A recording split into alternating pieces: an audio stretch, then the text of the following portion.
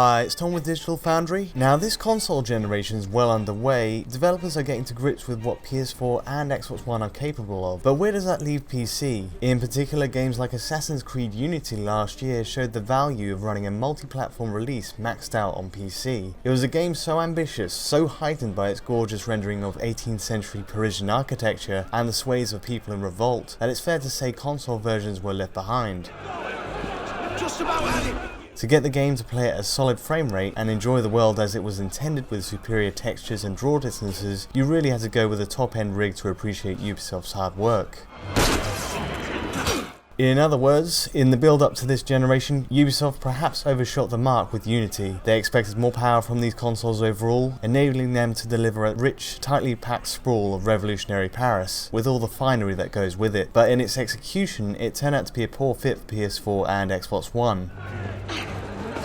Visuals were pared back, and frame rates often dwelled at the mid-20 FPS point, something that this year's Syndicate addresses to an extent. Indeed, while Unity was best shown on PC, can the same be said of Syndicate this year? After all, with more development time on PS4 and Xbox One, it's clear the team has moulded the experience more closely around what these machines can offer. Let there be no doubt, Syndicate is a great looking game though. There's a great adherence to the look of London in the throes of a late industrial revolution. We have on-point recreations of the Houses of Parliament, the Thames at the height of commerce, and its iron-forged stations. It's an authentic take on the time and place of Syndicate's setting, but technically there are design choices in play that rein in the experience on PC somewhat. Even maxed out in its environment settings with high textures and high quality shadows, it simply doesn't look as lavish or grand as Unity did once maxed out. Take the crowds for example. The sheer level of bustle in Unity's streets isn't matched in Syndicate, and there's no in-game option to bring it to that level. Sure, there are pockets of commotion in the streets, and horse-led carriages also fill London's wide bridges, but even in its busiest spots, the delivery is sparser by comparison to Paris, fewer NPCs and less decorative objects lining its roads. To a point, there's an element of representing London realistically here. As compared to France's capital at the time of revolution, where you'd expect swathes of crowds lining the streets, it's fair to say London was never going to compare. As a result, the PC version of Syndicate, a version we expected to go all out on with the Nvidia Titan X GPU we have installed here, is less impressive on a technical level, but in its own way it's still a pleasure to explore the world.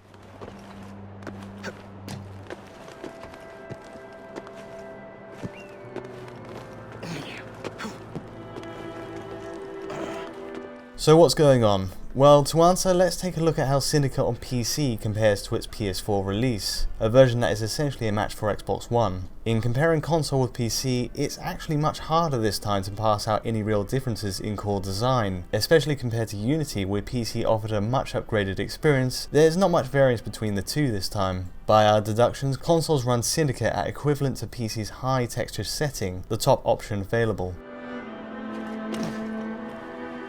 There are some exceptions on character clothing where this max setting turns in more high frequency detail on PC, but across the world at large, normal map assets are a match for the console experience.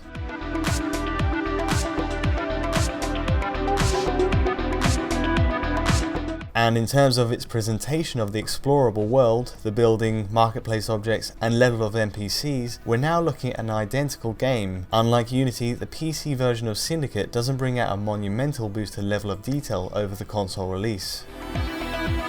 In other words, Assassin's Creed Syndicate is perhaps better tailored for the console architecture. These are machines that are relatively CPU bound when it comes to dynamic elements like NPCs and AI, and the domino effect here is PC is dialed back in this aspect as well.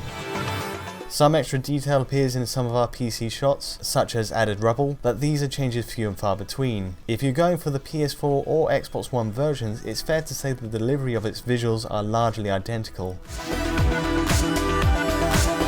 Of course, PC is left with the usual benefits. The ability to run at 60 frames per second and above is a real treat, provided you've got the GPU to power it, as is the option to hit higher resolutions, add in anti-aliasing options like TXAA, or super sample the image with Nvidia's DSR option, as we're doing here. It's surprising to see the core details of the environment matching console so closely, but there is the bonus of having a superior HBAO plus shading option in its menus as well. The inherent advantages of going PC still hold strong then, but otherwise Ubisoft is intent this time on making sure PS4 and Xbox One owners don't miss out on much.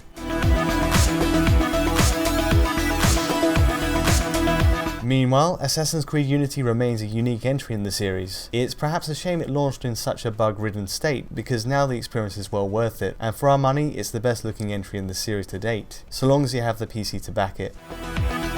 And that's about it. If you enjoyed this analysis, please like and subscribe. Drop us a line in the comments too, we really appreciate it. And until next time, thanks for watching.